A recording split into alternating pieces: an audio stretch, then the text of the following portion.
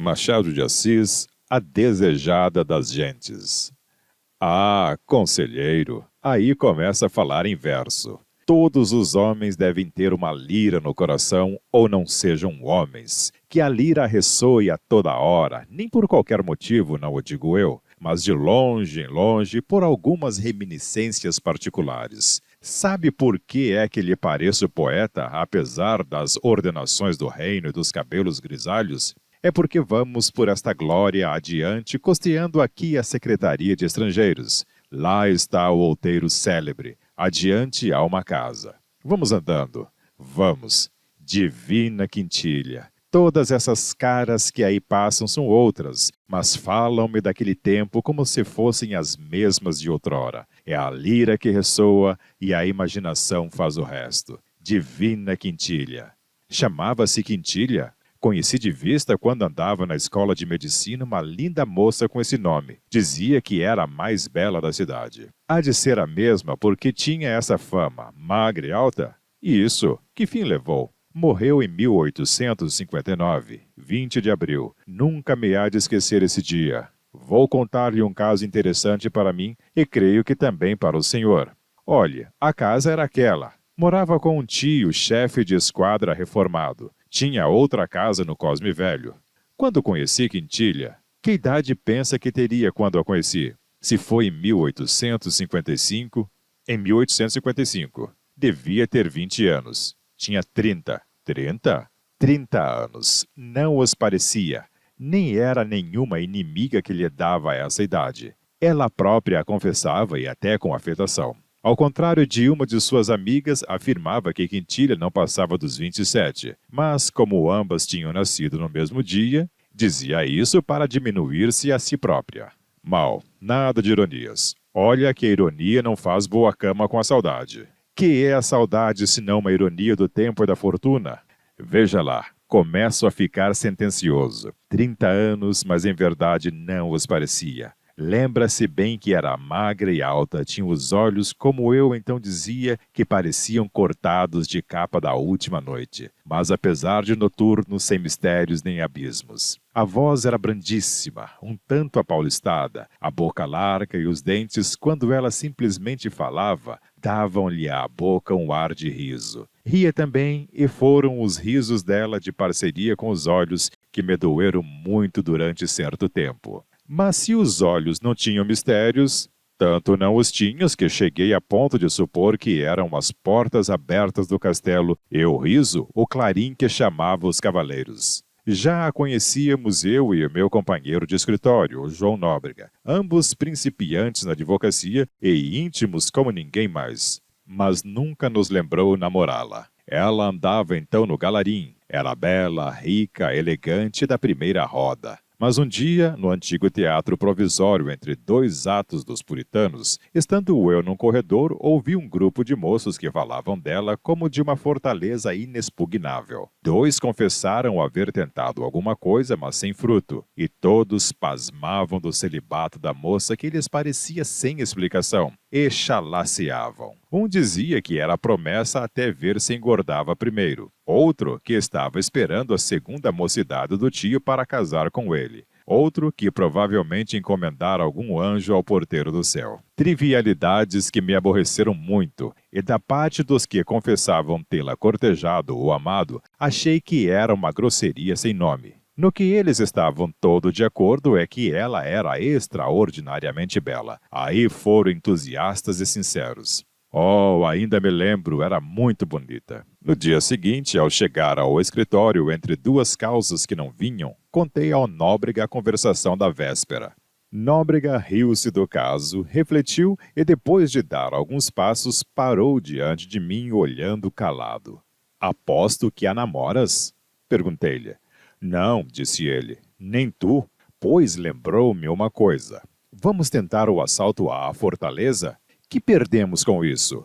Nada. Ou ela nos põe na rua e já podemos esperá-lo, ou aceita um de nós, e tanto melhor para o outro que verá o seu amigo feliz. Estás falando sério? muito sério. Nóbrega acrescentou que não era só a beleza dela que a fazia atraente. Note que ele tinha a presunção de ser espírito prático, mas principalmente um sonhador que vivia lendo e construindo aparelhos sociais e políticos. Segundo ele, os tais rapazes do teatro evitavam falar dos bens da moça, que era um dos feitiços dela, e uma das causas prováveis da desconsolação de uns e dos sarcasmos de todos. E dizia-me: escuta, nem divinizar o dinheiro, nem também bani-lo. Não vamos crer que lhe dá tudo, mas reconheçamos que dá alguma coisa e até muita coisa. Este relógio, por exemplo. Combatamos pela nossa quintilha, minha ou tua, mas provavelmente minha, porque sou mais bonito que tu. Conselheiro, a confissão é grave. Foi assim brincando? Foi assim brincando, cheirando ainda aos bancos da academia, que nos metemos em um negócio de tanta ponderação que podia acabar em nada, mas deu muito de si. Era um começo estouvado, quase um passatempo de crianças, sem a nota da sinceridade. Mas o homem põe e a espécie dispõe. Conhecíamo-la, posto não tivéssemos encontros frequentes. Uma vez que nós dispusemos a uma ação comum, entrou um elemento novo na nossa vida e dentro de um mês estávamos brigados. Brigados? Ou quase. Não tínhamos contato com ela, que nos enfeitiçou a ambos violentamente. Em algumas semanas já pouco falávamos de quintilha e com indiferença. Tratávamos de enganar um ao outro e de simular o que sentíamos. Foi assim que as nossas relações se dissolveram no fim de 6 meses, sem ódio, nem luta, nem demonstração externa, porque ainda nos falávamos, onde o caso nos reunia. Mas já então tínhamos banca separada. Começo a ver uma pontinha do drama. Tragédia, diga tragédia. Porque daí a pouco, ou por desengano verbal que ela lhe desse, ou por desespero de vencer, Nóbrega deixou-me só em campo. Arranjou uma nomeação de juiz municipal lá para os sertões da Bahia, onde definhou e morreu antes de acabar o quatriênio. E juro-lhe que não foi o inculcado espírito prático de Nóbrega que o separou de mim. Ele, que tanto falara das vantagens do dinheiro, morreu apaixonado como um simples Werther. Menos a pistola. Também o veneno mata, e o amor de quintilha podia dizer-se alguma coisa parecida com isso. Foi o que o matou, e o que ainda hoje me dói. Mas vejo pelo seu dito que eu estou aborrecendo. Pelo amor de Deus, juro-lhe que não. Foi uma graçola que me escapou. Vamos adiante, conselheiro. Ficou só em campo. Quintilha não deixava ninguém estar só em campo. Não digo por ela, mas pelos outros. Muitos vinham ali tomar um cálice de esperança e iam cear à outra parte. Ela não favorecia a um mais do que a outro. Mas era lhanha, graciosa e tinha essa espécie de olhos derramados que não foram feitos para homens ciumentos. Tive ciúmes amargos e às vezes terríveis. Todo arqueiro me parecia um cavaleiro, e todo cavaleiro um diabo. Afinal, acostumei-me a ver que eram passageiros de um dia. Outros me metiam mais medo, eram os que vinham dentro da luva das amigas. Creio que houve 2 ou 3 negociações dessas, mas sem resultado. Quintilha declarou que nada faria sem consultar o tio, e o tio aconselhou a reclusa, coisa que ela sabia de antemão. O bom velho não gostava nunca da visita de homens, com receio de que a sobrinha escolhesse algum e casasse. Estava tão acostumado a trazê-la ao pé de si como a muleta da velha alma aleijada que temia perdê-la inteiramente. Não seria essa a causa da isenção sistemática da moça? Vai ver que não. O que noto é que o senhor era mais teimoso que os outros. Iludido, a princípio, porque no meio de tantas candidaturas malogradas, Quintilha preferia-me a todos os outros homens e conversava comigo mais largamente e mais intimamente, a tal ponto que chegou a correr que nos casávamos. Mas conversavam de quê? De tudo que ela não conversava com os outros. E era de fazer pasmar que uma pessoa tão amiga de bailes e passeios, de valsar e rir, fosse comigo tão severa e grave, tão diferente do que costumava ou parecia ser. A razão é clara. Achava a sua conversação menos insossa que a dos outros homens. Obrigado. Era a mais profunda a causa da diferença, e a diferença ia se acentuando com os tempos. Quando a vida cá embaixo aborrecia muito, ia para o Cosme Velho, e ali as nossas conversações eram mais frequentes e compridas. Não lhe posso dizer, nem o senhor compreenderia nada, o que foram as horas que ali passei incorporando na minha vida toda a vida que jorrava dela. Muitas vezes quis lhe dizer o que sentia, mas as palavras tinham medo e ficavam no coração. Escrevi cartas sobre cartas, todas me pareciam frias, difusas ou inchadas de estilo. Demais, ela não dava ensejo em nada. Tinha um ar de velha amiga. No princípio de 1857, adoeceu meu pai em Itaboraí. Corri a vê-lo, achei-o moribundo. Este fato reteve-me fora da corte uns 4 meses. Voltei pelos fins de maio. Quintilha recebeu-me triste da minha tristeza e vi claramente que o meu luto passara aos olhos dela. Mas que era isso senão o amor? Assim o criei e dispus a minha vida a desposá-la. Nisto adoeceu o tio gravemente. Quintilha não ficava só se ele morresse, porque além dos muitos parentes espalhados que tinha, morava com ela agora na casa da Rua do Catete uma prima, Dona Ana, viúva. Mas é certo que a afeição principal ia-se embora e nessa transição da vida presente à vida ulterior podia eu alcançar o que desejava. A moléstia do tio foi breve. Ajudado da velhice, levou-o em 2 semanas. Digo-lhe aqui que a morte dele lembrou-me a de meu pai e a dor que senti foi quase a mesma. Quintilha viu-me padecer, compreendeu o duplo motivo e, segundo me disse depois, estimou a coincidência do golpe, uma vez que tínhamos de o receber sem falta e tão breve. A palavra pareceu-me um convite matrimonial. 2 meses depois cuidei de pedi-la em casamento. Dona Ana ficara morando com ela e estavam no Cosme Velho. Fui ali e achei-as juntas no terraço que ficava perto da montanha. Eram 4 horas da tarde de um domingo. Dona Ana nos presumia namorados, deixou-nos o campo livre.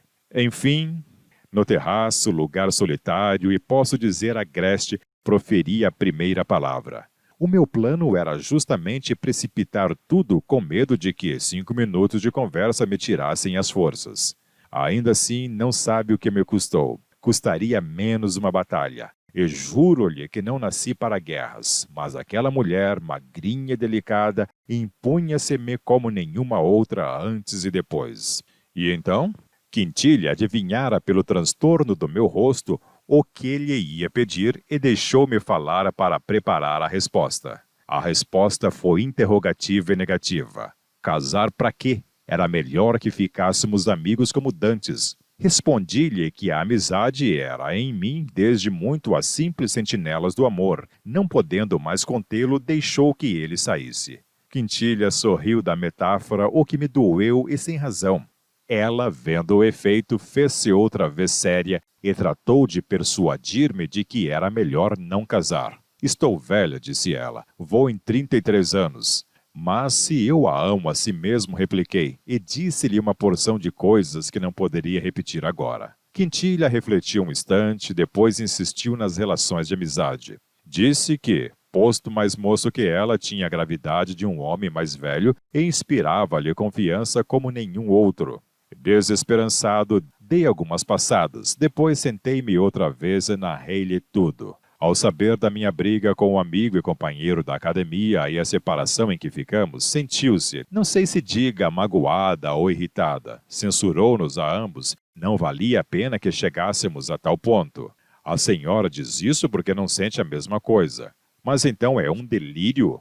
Creio que sim. O que lhe afianço é que ainda agora, se fosse necessário, separar-me-ia dele 100 vezes. E creio poder afirmar que ele faria a mesma coisa. Aqui olhou ela espantada para mim, como se olha para uma pessoa cujas faculdades parecem transtornadas. Depois abanou a cabeça e repetiu que fora um erro. Não valia a pena. Fiquemos amigos, disse-me estendendo a mão. É impossível. Pede-me uma coisa superior às minhas forças. Nunca poderei ver na senhora uma simples amiga. Não desejo impor-lhe nada. Dir-lhe-ei até que nem mais insisto, porque não aceitaria outra resposta agora. Trocamos ainda algumas palavras e retirei-me. Veja a minha mão. Treme-lhe ainda. E não lhe contei tudo. Não lhe digo aqui os aborrecimentos que tive, nem a dor e o despeito que me ficaram. Estava arrependido, zangado, devia ter provocado aquele desengano desde as primeiras semanas. Mas a culpa foi da esperança, que é uma planta daninha que me comeu o lugar de outras plantas melhores. No fim de 5 dias, saí para Itaboraí, onde me chamaram alguns interesses do inventário de meu pai. Quando voltei 3 semanas depois, achei em casa uma carta de Quintilha. Oh! Abri-a alvoroçadamente. Datava de 4 dias, era longa, aludia aos últimos sucessos e dizia coisas meigas e graves. Quintilha afirmava ter esperado por mim todos os dias, não cuidando que eu levasse o egoísmo até não voltar lá mais, por isso escrevia-me, pedindo que fizesse dos meus sentimentos pessoais e sem eco uma página de história acabada, que ficasse só amigo e lá fosse ver a sua amiga. E concluía com essas singulares palavras. Quer uma garantia? Juro-lhe que não casarei nunca. Compreendi que um vínculo de simpatia moral nos ligava um ao outro, com a diferença que o que era em mim paixão específica era nela uma simples eleição de caráter. Éramos 2 sócios que entravam no comércio da vida com diferente capital. Eu, tudo o que possuía. Ela, quase um óbolo. Respondi à carta dela nesse sentido e declarei que era tal a minha obediência e o meu amor que cedia, mas de má vontade, porque depois do que se passara entre nós, ia sentir-me humilhado. Risquei a palavra ridículo já escrita para poder ir vê-la sem esse vexame. Bastava o outro. Aposto que seguiu atrás da carta.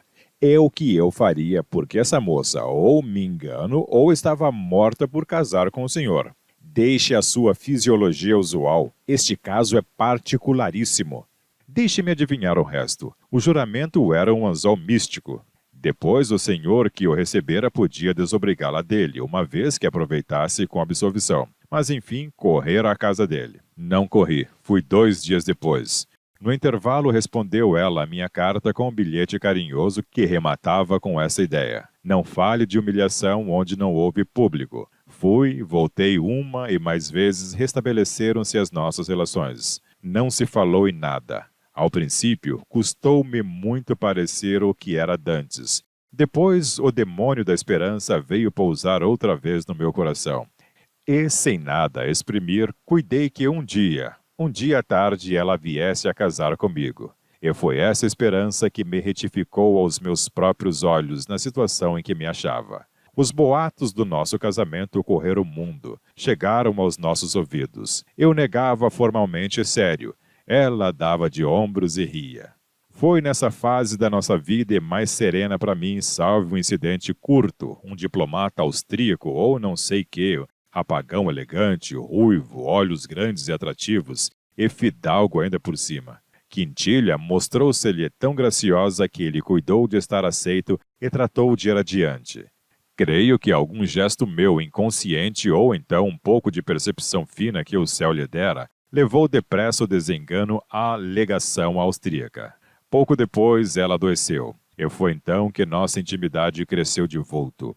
Ela, enquanto se tratava, resolveu não sair.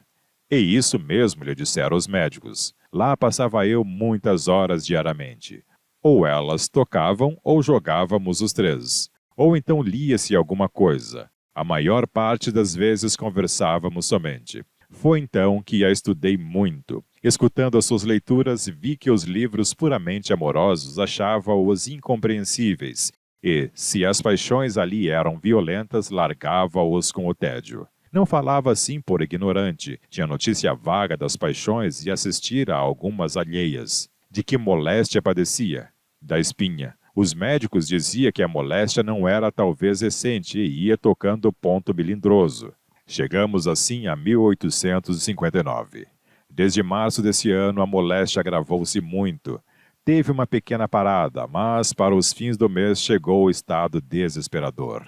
Nunca vi depois criatura mais enérgica diante da iminente catástrofe. Estava então de uma magreza transparente, quase fluida. Ria ou antes sorria apenas, e vendo que eu escondia as minhas lágrimas, apertava-me as mãos agradecida. Um dia, estando só com o médico, perguntou-lhe a verdade. Ele ia mentir. Ela disse-lhe que era inútil, que estava perdida. Perdida não, murmurou o médico. Jura que não estou perdida? Ele hesitou, ela agradeceu-lhe. Uma vez certa que morria, ordenou o que prometera a si mesma. Casou com o senhor, aposto. Não me relembre essa triste cerimônia. Ou antes, deixe-me relembrá-la porque me traz algum alento do passado. Não aceitou recusas nem pedidos meus. Casou comigo à beira da morte. Foi no dia 18 de abril de 1859. Passei os últimos 2 dias até o 20 de abril ao pé da minha noiva moribunda e abracei-a pela primeira vez feita cadáver. Tudo isso é bem esquisito. Não sei o que dirá a sua fisiologia. A minha, que é de profano, crê que aquela moça tinha ao casamento uma versão puramente física. Casou meio defunta às portas do nada. Chame-lhe monstro se quer, mas acrescente divino.